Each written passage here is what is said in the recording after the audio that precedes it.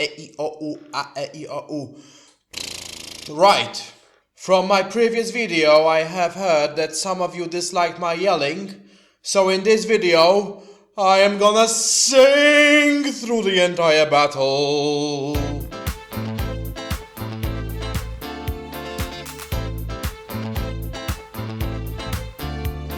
Okay, enough with this singing bullshit. If you're still watching, then please be aware that I am absolutely fucking astounded that you haven't stopped watching the video already. Anyway, on to the rosters. Let me talk about mine for a minute, because if you thought that my previous one was out of the box, then you will be shitting bananas after seeing this one. So I have a Dragon Mage. Son is Dovahkiin, Dragonborn.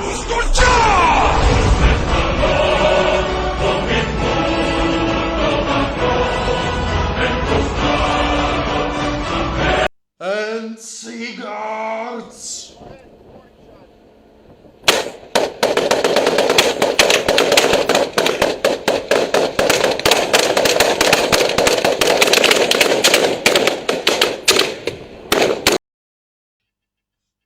Other than that, I have 20 spearmen with banner allowing for 3 times the march, a lord with spear of the blazing dawn, 2 sloops, a unit of grey watchers, a lion chariot and a great eagle. Now, what is the concept behind this roster? I wanted to test 2 things, the Dragon Mage and the Sea Guards. In theory, astounding theory I guess, the Dragon Mage is vulnerable to hard hitting and soft units like Wild Riders. I guesstimated that I should be able to compensate for that if I take the Sea Guard with the cover fire and an extra breath weapon, that is the Dragon Staff. Then I should be able to be somewhat safe. Of course, that is just a theory, and after those 3 battles in this tournament, I can safely say that a situation where Sea Guards can be in an advantageous position and cover fire the dragon are so uncommon that they are negligible. My opponent had a Quat Lord, which for old spunkers like me is more commonly known as Slann. The Slann resided in a unit of a Temple Guard. The other holding block was 30 skinks with 3 Caimans. The heavy support came from Lord on Carnosaur and Taurazor. The army support units were the Chameleons and the Salamanders. We played the Encircle deployment type. I won the role to decide the deployment zone, so I was eligible to choose between being the attacker or the defender. Now let me tell you a few things about this deployment. I think the defender has a massive advantage. The reason is this. Think about the deployment in terms of areas that your long-range units can threat. With red, these are 18 inches pizza slices for the defender. Notice that the threat range extends 9 inches beyond centerline. With green, these are for attacker. The green slices go only 3 inches beyond the centerline. One could say sure, but the attacker has longer flank threat. Let's talk about that. If you deploy on a flank, then some of your threat range is wasted because you went outside the bordage. The defender can pretty much cover just the same area on the flanks by putting a unit in a corner. And finally, what if you focus all your strength on a flank and your opponent deploys his target on the other end of the table, like a war machine or something? You can forget about killing it. If you play as the defender, there is pretty much no safe spot for your opponent. Okay, that's enough with the deployment analysis. On to the battle now. As I said, I was the defender. After putting an eagle and grey watchers, I've decided to go for first turn. From my left, I deployed Knights of Rima, an eagle, the dragon, Sea Guards with Warden of the Flame, Lion Chariot, 2 Sky Sloops, Spearmen and grey watchers. Notice what I said about the deployment. Almost all of my units which pose a threat are in the center. In this way, I don't really care if my opponent decides to deploy on the left, on the right, or in the center.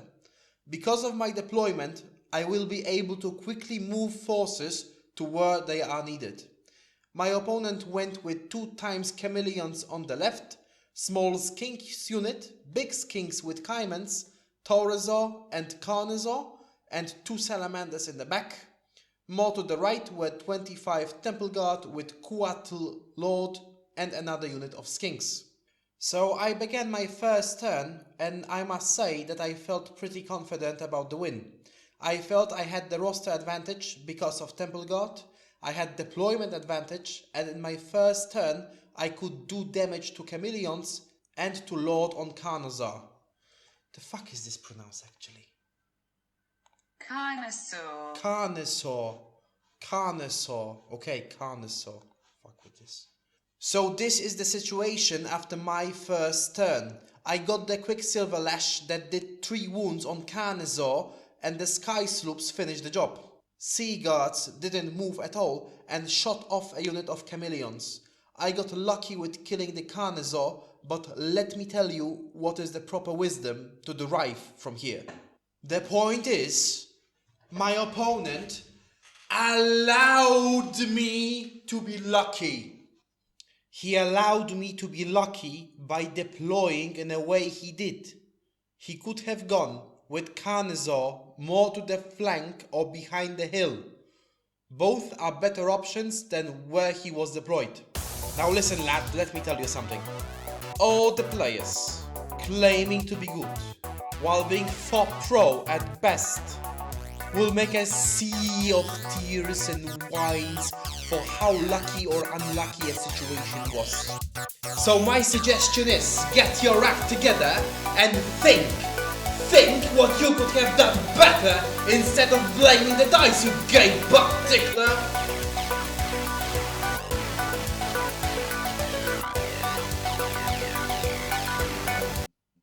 Okay, that was uncalled for. Now, to live up to my word that this is a Taktika channel like no other, let me tell you something about how to zone out your opponent. Watch the Chameleon unit. I positioned my units so that if they move full 12 inches forward, they will still be seen by the Lion Chariot. However, they can be positioned far away from Lion Chariot. For that case, I have set up an eagle to counter this. Notice how the eagle will benefit from hard cover from most of Chameleons. This way I am pretty safe that he will survive the shots from the standard shoot reaction. Finally, the position of Knights of Rima disallows the movement to the left. So the only thing that this unit of Chameleons can do is that they have to pass a march check, then go backwards, and even then I have a charge on them on a roll of 10. Now a few remarks about advancing forward. In general, when you can give away 1 or 2 inches in exchange for claiming an advantage, then you should do it. In this case, I have moved my unit of spearmen a little less, in order to stay over 20 inches from the salamander. This is 12-inch move and 8 inches attack range. In my opponent's turn, he only did slight relocations. The Chameleons passed the march check and went backwards. In Magic Phase, I took 3 wounds on Sky Sloop, which was pretty much the best outcome I could hope for. So with this setup, I begin my turn number 2. My opponent made a move that sealed the deal on his turn. He left a blind spot between Temple Guard and Taurazor. I activated my banner, which allowed me to triple march with my character. I went straight into the blank spot. The cavalry reached the Chameleons and made a reform facing the center. I've decided to block the charge of Temple Guard with Grey Watchers in a way that he can't overrun into Spearmen nor the Dragon. Furthermore, the Dragon remained outside line of sight from Taurazor. In my opponent's turn 2, once again he did only minor moves. In most cases, when your opponent only does minor reshuffles, it's an omen of victory. Furthermore, the 3 Grey Watchers survived the shooting from the Salamanders.